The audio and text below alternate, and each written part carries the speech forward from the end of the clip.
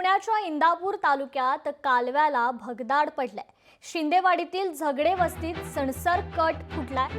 Khadakwasla कालव्यावरील Sansar cut फुटलाय, त्यामुळे कालव्याला भगदाड पडल्यानं ओढ्याला देखील महापूर आलाय। पुण्याच्या इंदापूर तालुक्यातील शिंदेवाडीत झगडे वस्ती इथे खडकवासला कालव्याच्या सणसर कटला भगदाड पडलाय, ज्यामुळे शेकडो एकर शेतीचं नुकसान देखील झालंय। तर शेतकऱ्यांच्या शेतात आणि घरात देखील हे पाणी शिरलंय। कॅनॉलचं वाहणारं पाणी थेट सणसर ओढ्याला जाऊन मिळाल्यानं सणसर येथील ओढ्याला देखील पूर आला। ज्या ठिकाणी कॅनॉल फुटलाय त्या ठिकाणावरून आढावा घेतलाय आमचे प्रतिनिधी विकास कोकरे यांनी।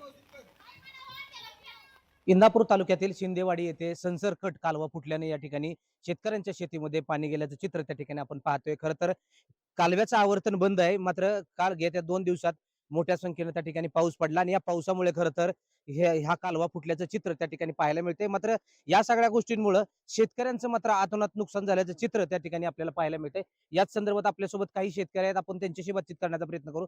काय सांगाल, आज कालवा फुटलाय, शेतीचं नेमकं किती नुकसान झालंय, काय आता इथून पुढच्या गोष्टींना सामोरं जावं लागतं? शेतीचा विषय असा झालाय की इकडं 30-40 एकर क्षेत्र आहे आणि इकडं 40-50 एकर क्षेत्र आहे। पाणी पावसाचं पाणी येते असं इकडं येते, इकडनं परत इकडे जाते। सगळं शेती म्हणजे वाहूट झाली आहे। हे कालवा आहे ना, हा 10 वर्षापासून बंदच आहे, म्हणजे आवर्तनच सुटलं नाही। त्याच्यामुळे ह्या कालव्यामध्ये झाडं झुडपं एवढी झालीत की वरून जे पावसाचं पाणी येतंय ते सगळं तुंबतंय आणि कालवा फुटतोय। कालवा हा वरच्या साईडला फुटतोय, त्याच्यामुळे वरच्या साईडची 40 एकर शेती आहे ती पूर्ण भिजून हे खालून नाल्याच्या खालून परत खालच्या साईडला 40 एकर खराब होते। ह्या कालव्याचं काम लवकरात लवकर झालं पाहिजे। काय त्याच्यात नादुरुस्ती होत असेल, पुढे काय कुठल्या राजकीय गोष्टी येत असतील ते मला माहित नाहीत, पण हे कालवा गेल्या वर्षी ज्या ठिकाणी फुटला त्याच ठिकाणी ह्यावेळेस पण फुटलाय आणि हे फुटून आमच्या घरामध्ये पाणी गेलेलं आहे। तर हे पाणी नुसतं घरामध्ये न जाऊन जीवनावश्यक ज्या वस्तू आहेत त्या सर्व नुकसान झालेलं आहे आणि आरोग्याचा ह्या पाण्याला भरपूर धोका झालेला आहे। आम्हाला प्यायला सुद्धा पाणी चांगले राहिलेलं नाही। शासनाने या शेतकऱ्यांना तात्काळ मदत करावी अशी मागणी आता या शेतकऱ्यांकडून होऊ लागले। यामुळे प्रशासन या सगळ्या गोष्टीकडे कशा पद्धतीने पाहते, या कालव्याचा तोडगा नेमका कधी काढते हे पाहणं महत्वाचं ठरणार आहे। विकास कोकरे, लोकशाही मराठी, इंदापूर, सणसर।